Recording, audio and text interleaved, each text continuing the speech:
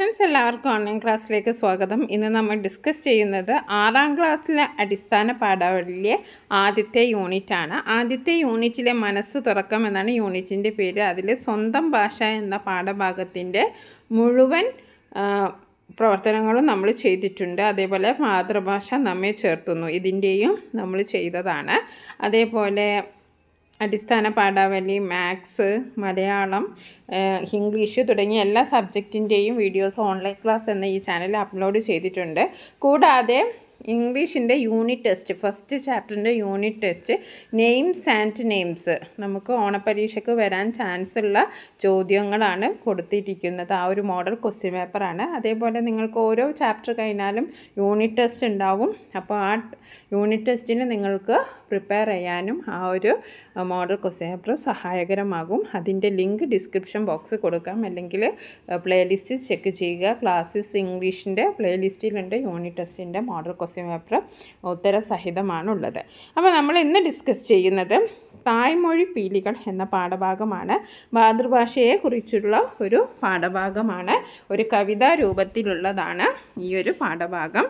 അപ്പോൾ മാതൃഭാഷയുമായി ബന്ധപ്പെട്ട് നമുക്ക് അനേകം പ്രശസ്തരായ മാതൃഭാഷയെ പരിപോഷിച്ചെടുത്ത ഒരുപാട് കവികളുണ്ട്. അവരുടെ ഓരോരുത്തരുടെയും പദ്യ ശകലങ്ങളാണ് നമ്മൾ വായിക്കുന്നത്.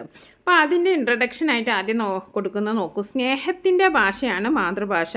അത് നമ്മുടെ ഹൃദയത്തെ തൊടുന്നതോടൊപ്പം വിജ്ഞാനത്തെ ഉൾക്കൊള്ളാനും സഹായിക്കുന്നു. അപ്പോൾ ഭാഷ എന്നതുകൊണ്ട് ഒരുപാട് അർത്ഥതലങ്ങളുണ്ടല്ലേ. നമുക്ക് സ്നേഹം പ്രകടിപ്പിക്കാനും അതേപോലെ തന്നെ നമ്മുടെ ഹൃദയത്തെ തൊടാനും വിജ്ഞാനത്തെ ഉൾക്കൊള്ളാനും എല്ലാത്തിനും നമുക്ക് എന്ത് വേണം? ഭാഷ അത്യാവശ്യമാണ്. അപ്പം മാതൃഭാഷ വെറും ഒരു ആശയവിനിമയ ഉപാധി എന്നതിലുപരി, അപ്പം മാതൃഭാഷ എന്ന് പറഞ്ഞാൽ വെറും നമുക്ക് വർത്തമാനം അങ്ങോട്ടും ഇങ്ങോട്ടും പറയാനും അല്ലെങ്കിൽ നമ്മുടെ ആശയങ്ങൾ വിനിമയം ചെയ്യാനും എന്നതിനേക്കാൾ ഉപരി അത് നമ്മുടെ ഈ വൈകാരികമായ അടുപ്പത്തെയും ഹൃദയബന്ധങ്ങളെയും പ്രതിനിധീകരിക്കുന്നു. അമ്മയുടെ വാത്സല്യം പോലെ ഹൃദയത്തോട് ചേർന്ന് നിൽക്കുന്ന ഒന്നാണ് നമ്മുടെ മാതൃഭാഷ. അപ്പം ഇനി നമുക്ക് അടുത്ത വരി നോക്കാം. ഏതൊരു വേദവും ഏതൊരു ശാസ്ത്രവും ഏതൊരു കാവ്യവും ഏതൊരാൾക്കും ഹൃത്തിൽ പതിയേണമെങ്കിൽ സ്വഭാഷതൻ വക്ത്രത്തിൽ നിന്നു താൻ കേൾക്ക വേണം. എൻ്റെ ഭാഷ വെള്ളത്തോൾ.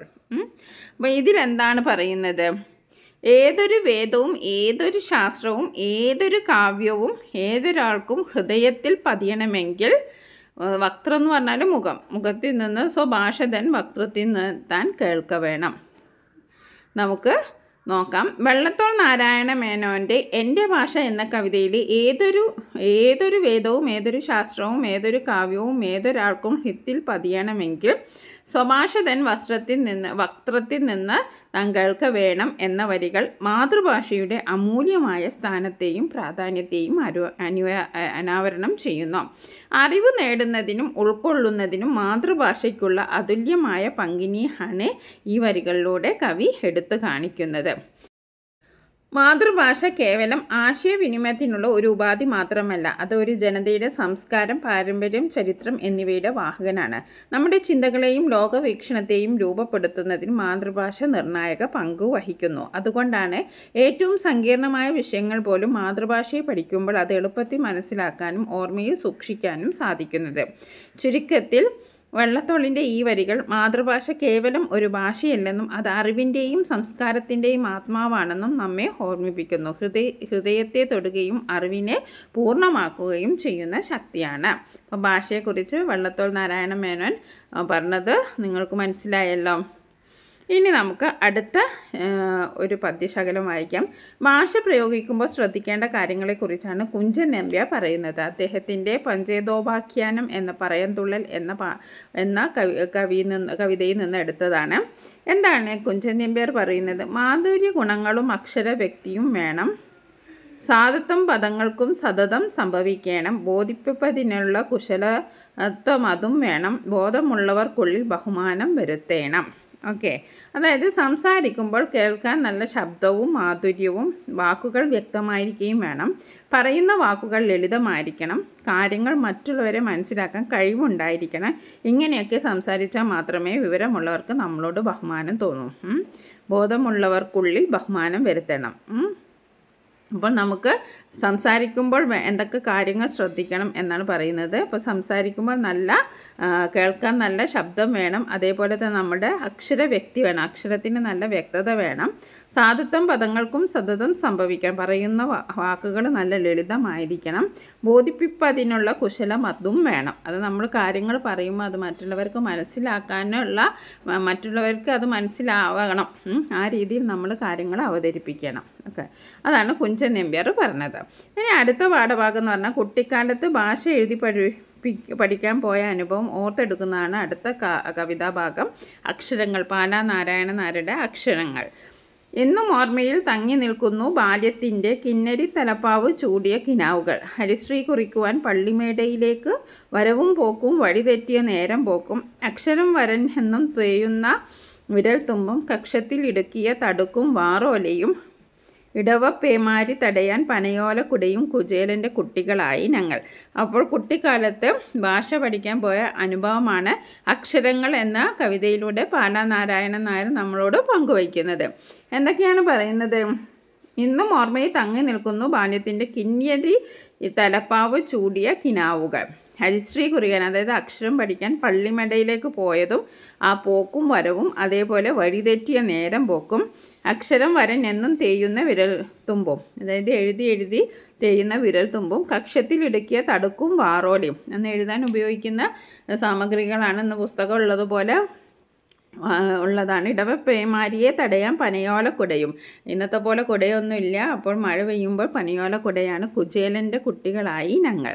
നമുക്ക് ഇപ്പോഴും ഓർമ്മയുണ്ട് കുട്ടിക്കാലത്തെ മനോഹരമായ സ്വപ്നം. ഇന്നും ഓർമ്മയിൽ തങ്ങി നിൽക്കുന്നു ബാല്യത്തിൻ്റെ കിന്നരി തലപ്പാവ് ചൂടിയ കിനാവുകൾ. കിനാവുകൾ എന്ന് പറഞ്ഞാൽ സ്വപ്നങ്ങൾ.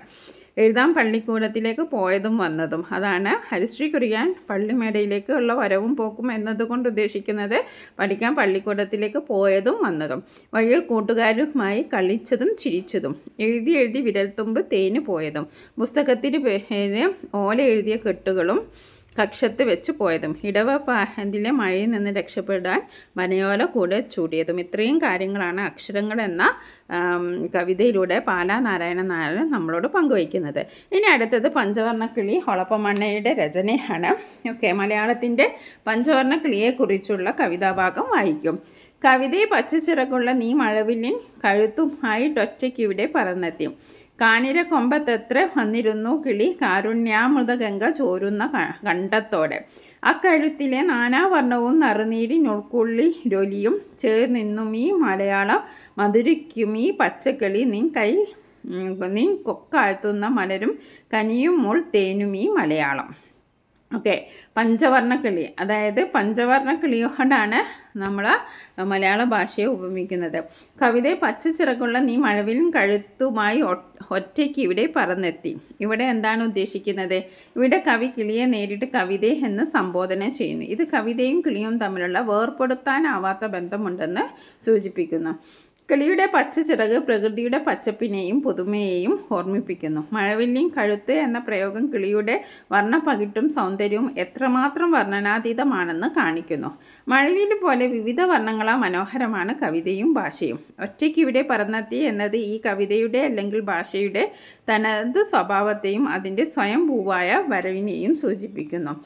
ഇനി അടുത്തൊരു പ്രയോഗമാണ് പച്ചക്കിളി. പച്ചക്കിളി നീൻ കൊക്കാഴ്ത്തുന്ന മലരും കനിയും മുൾ തേനുമീ മലയാളം.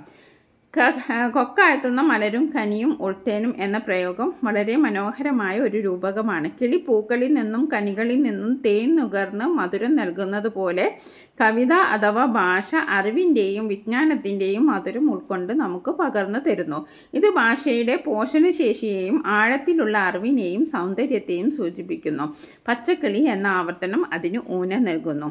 ഈ കവിതാഭാഗം വർണ്ണനങ്ങൾക്കും ബിംബങ്ങൾക്കും ഊന്നൽ നൽകിക്കൊണ്ട് മലയാള ഭാഷയുടെ സജീവമായ പ്രതിഭാസമായി അവതരിപ്പിക്കുന്നു. ഓരോ വരിയിലെയും പ്രയോഗങ്ങൾ ഭാഷയുടെ സൗന്ദര്യത്തെയും കരുണയെയും കാലാതീതമായ പ്രസക്തിയെയും മനോഹരമായി ആവിഷ്കരിക്കുന്നു. ഇനി നമുക്ക് പ്രവർത്തനങ്ങൾ നോക്കിയാലോ. കിളിയും കിളിപ്പാട്ടും. കിളിയെ കൊണ്ട് കവിത ചൊല്ലിക്കുന്ന രീതിയാണ് മലയാള ഭാഷയുടെ പിതാവായ തുഞ്ചത്തെഴുത്തച്ഛൻ സ്വീകരിച്ചത്. ശാരിക പൈതലെ ചാരുശീലേ വരിക ആരോമലെ കഥാശേഷവും ചൊല്ലുന്നീ. ആധ്യാത്മ രാമായണ കിളിപ്പാട്ട്. ഓരോരോ കഥകൾ നീ ചൊന്നത് കേൾക്കുമ്പോഴും ആരോമൽ കിളിപ്പെണ്ണെ പാരമുണ്ടാനന്ദം മേ. ഭാരതം കിളിപ്പാട്ട്. എഴുത്തച്ഛൻ്റെ പഞ്ചവർണ്ണക്കിളിയെക്കുറിച്ച് കവിതയിൽ ഒളപ്പമണ്ണ എന്തെല്ലാം പറഞ്ഞിട്ടുണ്ട്? വിശകലനം ചെയ്യുക, കുറിപ്പ് എഴുതുക. ഇപ്പം തുഞ്ചത്ത് എഴുത്തച്ഛൻ്റെ ഒരു കവിത ചൊല്ലുന്ന രീതി എന്ന് പറയുന്നത് കിളിയെ കൊണ്ട് കവിത ചൊല്ലിക്കുന്ന രീതിയാണ്. അപ്പോൾ എഴുത്തച്ഛൻ്റെ പഞ്ചവർണ്ണക്കിളിയെക്കുറിച്ചാണ് ഈ കവിതയിൽ പറഞ്ഞിരിക്കുന്നത്. അപ്പോൾ അത് വിശകലനം ചെയ്ത് കുറിപ്പ് എഴുതുക.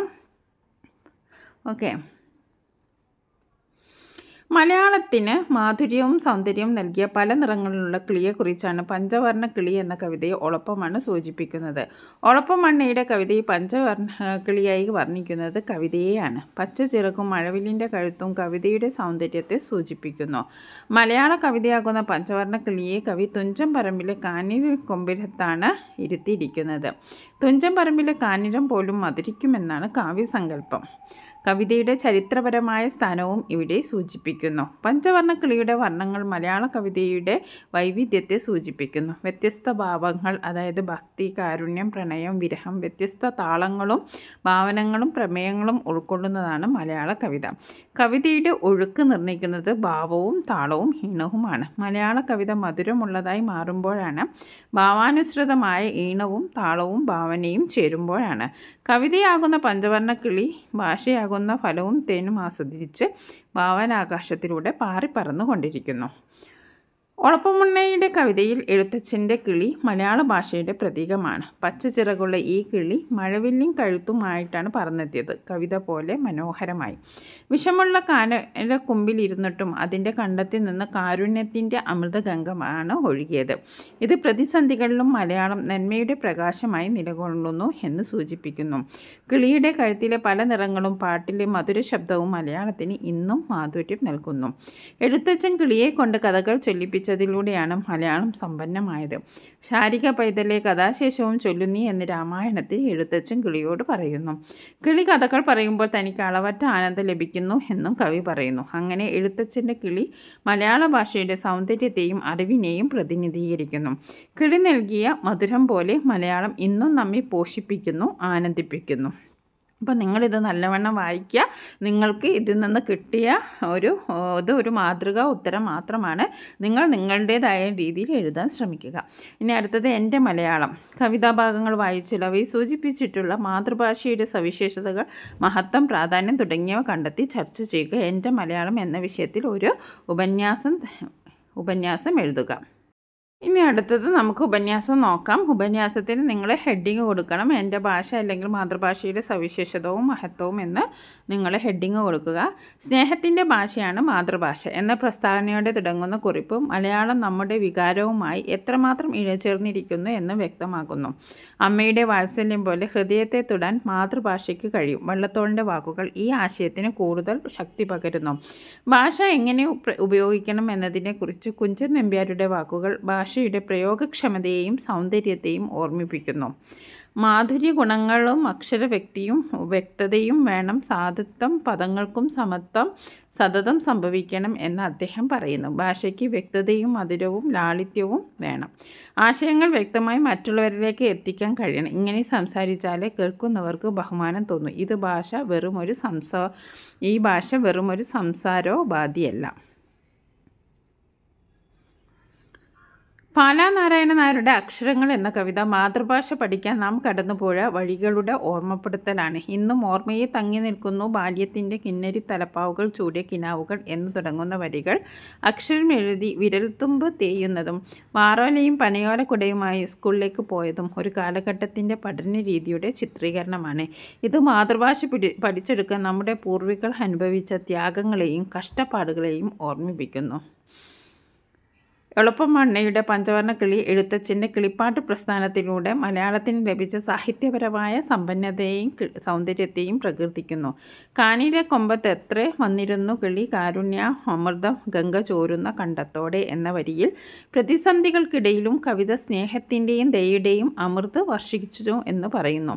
കിളിയുടെ കഴുത്തിലെ നാനാവർണ്ണവും പാട്ടിലെ കുളിരൊലിയും ചേർന്ന് മലയാളത്തെ ഇന്നും മധുരിപ്പിക്കുന്നു എന്ന് കവി പറയുന്നു. എഴുത്തച്ഛൻ കിളിയെക്കൊണ്ട് കഥകൾ ചൊല്ലി ഉപയോഗിച്ചതിലൂടെയാണ് മലയാളത്തിന് അമൂല്യമായ കാവ്യസമ്പത്ത് ഉണ്ടായത്. ഓക്കെ, അപ്പോൾ ഇതൊക്കെ മാതൃകാ ഉത്തരങ്ങൾ മാത്രമാണ്. നിങ്ങൾ നിങ്ങളുടേതായിട്ടുള്ള ഇതൊക്കെ വായിച്ചിട്ട് നിങ്ങളുടേതായിട്ടുള്ള രീതിയിൽ എഴുതാൻ ശ്രമിക്കുക. നമ്മൾ ഭാഷ ഓരോ പദ്യം വിശകലനം ചെയ്യുന്നതിലൂടെ ഒരുപാട് കാര്യങ്ങൾ നമ്മൾ ഇതിൽ പറയുന്നുണ്ട്. അപ്പോൾ നിങ്ങൾ അതൊക്കെ ഉൾപ്പെടുത്തിക്കൊണ്ട് നിങ്ങളുടേതായിട്ടുള്ള രീതിയിൽ എഴുതാൻ ശ്രമിക്കുക. ഓക്കെ.